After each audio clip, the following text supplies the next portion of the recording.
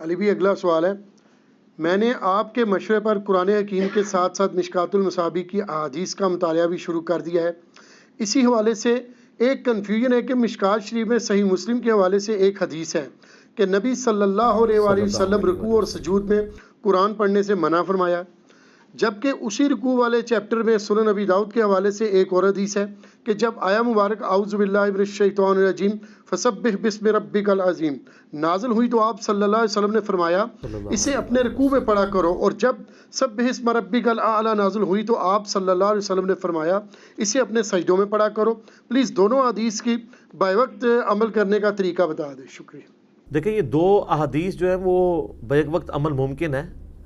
جو یہ مسلم شریف کی حدیث ہے نا کہ نبی صلی اللہ علیہ وآلہ وسلم نے رکوع اور سجدوں میں قرآن پڑھنے سے منع فرمایا، یہ بالکل صحیح حدیث ہے مسلم شریف میں۔ اس کے آگے بھی الفاظ ہیں، آپ علیہ السلام فرمایا کہ رکوع جو ہے یہ اللہ کی عظمت کے بیان کے لیے ہے، اور سجدے میں تم اپنے رب سے دعا کیا کرو، تمہاری دعا قبول ہوگی۔ اور ایک اور حدیث ہے صحیح مسلم میں کہ بندہ اپنے رب کے سب سے زیادہ قریب سجدے کی حالت میں ہوتا ہے، لہٰذا سجدے میں خوب اپنے رب سے دعائیں مانگا کرو۔ اور بخاری مسلم میں حدیث ہے، اما عائشہ کہتی ہیں کہ نبی علیہ السلام رکوع اور سجدے میں یہ پھر دعا مانگا کرتے تھے، سبحانک اللہم وبحمدک، سبحانک اللہم ربنا وبحمدک اللہم اغفر لی۔ اس میں اللہ کی تسبیح بھی ہے اور مغفرت کی دعا بھی ہے اپنے لیے۔ اور مسلم شریف میں ایک حدیث ہے کہ نبی علیہ السلام رکوع اور سجدے میں پڑھتے تھے سبوح قدوس رب الملائکۃ والروح۔ اور مسلم شریف میں ایک اور حدیث ہے کہ نبی صلی اللہ علیہ وآلہ وسلم رکوع میں پڑھتے تھے سبحان ربی العظیم، اور سجدے میں پڑھتے تھے سبحان ربی الاعلی۔ اور بیسیکلی یہ جو ابو داؤد کی حدیث آپ نے پڑھی ہے اس میں اسی کی طرف اشارہ ہے کہ جب یہ آیت نازل ہوئی نا فسبح بسم ربک العظیم سورۃ الواقعہ کی، کہ اپنے رب کی عظمت اس کی تسبیح کے ساتھ بیان کرو، اس کے نام کی عظمت بیان کرو، تو نبی صلی اللہ علیہ وسلم فرمایا تم اسے اپنے رکوع میں پڑھو۔ مراد یہ نہیں کہ یہ آیت رکوع میں پڑھو، مراد یہ کہ اس آیت میں جو حکم آیا نا اس کے اوپر عمل کرو۔ تو وہ کیا حکم آیا؟ فسبح بسم ربک العظیم، تسبیح بیان کرو اپنے رب کے نام کی جو عظمت والا ہے۔ تو نبی علیہ السلام نے اس کے اگینسٹ پھر وہ طریقہ بھی بتا دیا وہ کیسے بیان کرنی ہے عظمت، سبحان ربی العظیم، مسلم شریف میں حدیث۔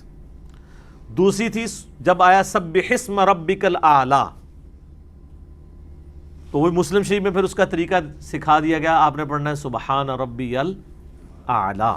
بلکہ مسند احمد میں حدیث ہے کہ نبی علیہ السلام جب یہ قرات کیا کرتے تھے نا سبح اسم ربک الاعلی، تو پھر آپ رک کے تو پڑھا کرتے تھے سبحان ربی الاعلی، پھر آگے سورت شروع کرتے تھے، یعنی اس پہ ایکٹ کرتے تھے۔ مسلم شریف میں ایک اور حدیث ہے کہ صحابی کہتے ہیں کہ نبی علیہ السلام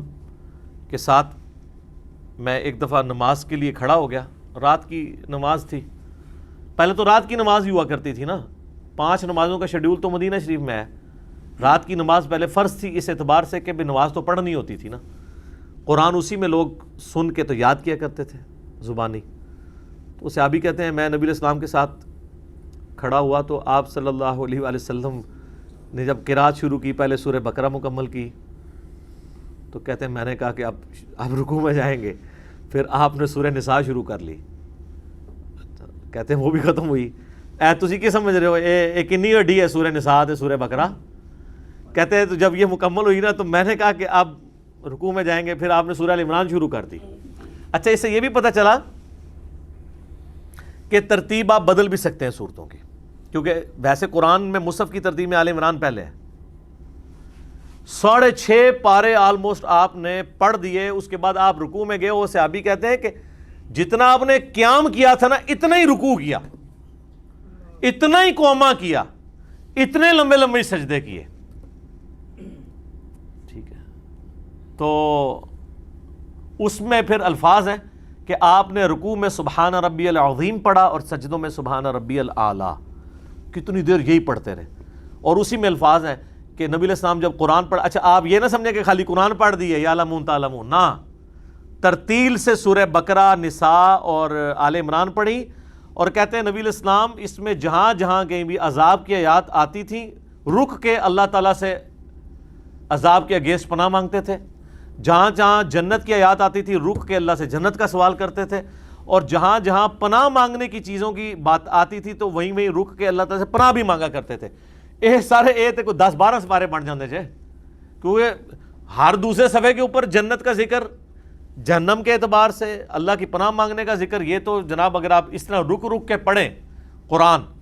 تو پھر تو آپ جناب یہ سورت بقرہ بھی مکمل کریں تو اس کے لیے بھی پھر آپ کو 5-7 گھنٹے تو چاہیے۔ تو یہ جو مشکات شریف میں ابو داؤد کی حدیث آئی نا کہ نبی علیہ السلام نے کہا کہ اسے اپنے رکوع میں پڑھو، اسے اپنے سجدے میں پڑھو، مراد یہ کہ اس میں جو اللہ نے حکم دیا ہے اس کو ایگزیکیوٹ کرو، کہ عظمت کا بیان پڑھو اور اللہ کے اعلیٰ ہونے کا بیان پڑھو، اور وہ نبی علیہ السلام نے کلمات خود سکھا دیے، سبحان ربی العظیم اور سبحان ربی الاعلیٰ۔ ابو داؤد ترمذی ابن ماجہ میں ایک حدیث یہ ہے کہ نبی علیہ السلام نے فرمایا کہ 3 سے کم دفعہ تسبیحات نہ پڑھو، سبحان ربی العظیم اور سبحان ربی الاعلیٰ۔ اس کی سند کمزور ہے، لیکن اس کو سپورٹو المصنف ابن ابی شیبہ میں ایک تابعی کا قول موجود ہے کہ 3 سے کم تسبیحات میں نماز نہیں ہوتی، لہٰذا اس کو بھی ایک سپورٹ حاصل ہو جاتی ہے۔ کم از کم 3 تسبیحات، تینوں سبحان ربی العظیم بھی ہو سکتی ہیں، ایک سبحان ربی العظیم ہو جائے، دوسری پڑھ لیں سبحانک اللہم ربنا وبحمدک اللہم اغفر لی، اور تیسری پڑھ لیں سبوح القدوس رب الملائکۃ والروح، تو ٹوٹل یہ بھی 3 تسبیحات ہو جائیں گی۔ اور آپ اس سے زیادہ بھی پڑھ سکتے ہیں، وہ سنن نسائی اور ابو داؤد کے اندر حدیث ہے نا، انس بن مالک کہتے ہیں کہ میں نے رسول اللہ کے بعد صلی اللہ علیہ وآلہ وسلم شاذ و نادر کسی کے پیچھے نماز پڑھی ہے کہ جو بالکل اس طریقے پہ نماز پڑھتا ہو جس پہ نبی علیہ السلام نماز پڑھتے تھے، سوائے عمر بن عبدالعزیز کے۔ وہ کہتے ہیں عمر بن عبدالعزیز کے پیچھے میں نے نماز پڑھی ایسی، اور پھر انس بن مالک کہتے ہیں کہ عمر بن عبدالعزیز جو ہمیں نماز پڑھاتے ہیں نا، نبی علیہ السلام بھی ایسے پڑھاتے تھے۔ ایک صحابی تابعی کے بارے میں کہہ رہا ہے، اور اس میں آگے الفاظ ہیں کہ ہم نبی علیہ السلام کے پیچھے 10 دفعہ تسبیحات شمار کر لیا کرتے تھے رکوع اور سجدوں میں، 10 دفعہ سبحان ربی العظیم۔ یہاں تو جناب تھوڑی سی نماز لمبی ہو جائے تو وہ امام کے اوپر چڑھ دوڑتے ہیں مقتدی، ایسے ہی ہوتا ہے۔ یہ بھی مشہور ہے کہ طاق ہی ہونی چاہیے تسبیحات، ٹھیک ہے وہ بخاری میں حدیث ہے کہ اللہ طاق ہے، وطر ہے، اور وطر کو پسند کرتا ہے، لیکن جفت بھی ہو سکتا ہے۔ یہاں جنازے میں بھی جھگڑا پڑا ہوتا ہے، صحیح مسلم میں ہے کہ نبی علیہ السلام نے جنازہ پڑھایا اور آپ کے پیچھے 2 صفیں تھی، یہاں ہوتا آج کل کا تو 2 کو توڑ کے 3 بنا لیتے ہیں۔ تو یہ 10 تسبیحات تو ایون ہے، تو ایون تسبیحات بھی ہو سکتی ہیں، حتیٰ کہ بخاری مسلم میں حدیث ہے دونوں میں، انس بن مالک کہتے ہیں کہ نبی علیہ السلام رکوع کے بعد اتنی دیر کھڑے ہوتے کہ ہم سمجھتے کہ آپ سجدے میں جانا بھول گئے، اور 2 سجدوں کے درمیان اتنی دیر بیٹھتے کہ ہم یہ گمان کرتے کہ نبی علیہ السلام دوسرے سجدے میں جانا بھول گئے۔ اور اس سے ایک اور رزلٹ نکلنے والا ہے جو دوسری حدیث ہے بخاری اور مسلم کی، کہ نبی علیہ السلام کا قیام اور تشہد اس کو چھوڑ کے باقی ساری چیزیں برابر ہوا کرتی تھی، رکوع کے بعد کھڑا ہونا، سجدہ اور سجدوں کے درمیان بیٹھنا، یہ سب برابر ہوتے تھے اپنی لینتھ کے اعتبار سے۔ تو اگر قوم میں حضور اتنی دیر کھڑے ہو رہے ہیں کہ نیا بندہ یہ سمجھ رہا ہے کہ آپ سجدے میں جانا بھول گئے ہیں، تو پھر آپ سمجھ سکتے ہیں کہ رکوع کتنا لمبا ہوتا ہوگا، ٹھیک ہے۔ اور یہ جو اکثر لوگ کہتے ہیں نا نماز مختصر پڑھاؤ جی، نبی علیہ السلام فرمایا، وہ مختصر یہ نہیں جو آپ پڑھ رہے ہیں، مختصر یہ ہے کہ نبی علیہ السلام کی 4 رکعت کی نماز آلموسٹ 20-25 منٹ کی ہوتی تھی مختصر والی، اور فجر کی 40 سے 50 منٹ۔ وہ تو ایک صحابی نے سورہ البقرہ پڑھ دی تھی پوری کی پوری عشاء کی، تو آپ نے فرمایا کہ مختصر پڑھاؤ۔ یہ نہیں ہے کہ آپ کسی صحابی نے وہ جو کوئی 30ویں پارے کی سورت پڑھی ہے یا سورہ بقرہ کے 5 رکوع پڑھ دیے تو آپ علیہ السلام نے فرمایا کہ یہ مختصر کرو، نہیں۔ ہاں یہ ضرور ہے صحیح بخاری میں کہ نبی علیہ السلام فرماتے ہیں کہ بعض اوقات میں امامت کر رہا ہوتا ہوں نا، اور مجھے کسی بچے کی رونے کی آواز آتی ہے نا، تو میں اپنی قرات کو مختصر کر کے نماز کو مختصر کر دیتا ہوں کہ اس کی ماں پریشان ہو رہی ہوگی۔ آپ جو نفلی نمازیں جتنی مرضی لمبی کریں، صحیح مسلم میں حدیث ہے کہ نفلی نمازیں آپ جتنی مرضی لمبی کر کے پڑھو، لیکن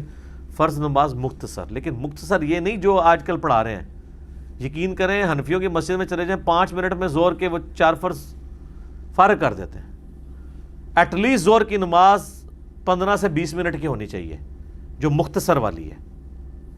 جس میں یہ ساری کوالٹیز ہوں. اب بتائیں نبی علیہ السلام جب یہ کہہ رہے ہیں مختصر نماز پڑھاؤ, تو کیا آپ خود اس پہ عمل نہیں کر رہے تھے؟ تو آپ کے بارے میں صحابہ یہ کہہ رہے ہیں کہ ہم آپ کے پیچھے 10 تسبیحات شمار کرتے تھے اور اتنا لمبا قومہ شمار کرتے تھے, تو آپ علیہ السلام کے پیچھے وہ نماز پڑھ رہے ہوتے تھے نا. تو اس کا مطلب ہے آپ کی فرض نماز بھی ایٹ لیسٹ 4 رکعت کی نماز 15-20 منٹ کی ہوتی تھی, اور فجر عشاء تو لمبی ہوتی تھی کیونکہ اس میں قرآن زیادہ پڑھا جاتا تھا. یہ والی نمازیں نہیں جو آج کل پڑھ رہے ہیں, جس میں جناب وہ امام کو بھی جلدی ہوتی ہے اور مقتدیوں کو اس سے زیادہ جلدی ہوتی ہے, اور قرآن کی بھی رٹی رٹائی چند صورتیں چند آیات پڑھ کے تو کام فارغ کر دیتے ہیں, کیونکہ نہ پڑھنے والے کو پتا کہ میں کیا پڑھ رہا ہوں, نہ سننے والے کو پتا کہ قرآن میں کیا بیان ہو رہا ہے. ٹھیک ہے جی, جس طرح دے امام اس طرح دے مقتدی, ٹھیک ہے, کام لگے ہے لائی رکھو. ٹھیک ہو گیا. جزاک اللہ.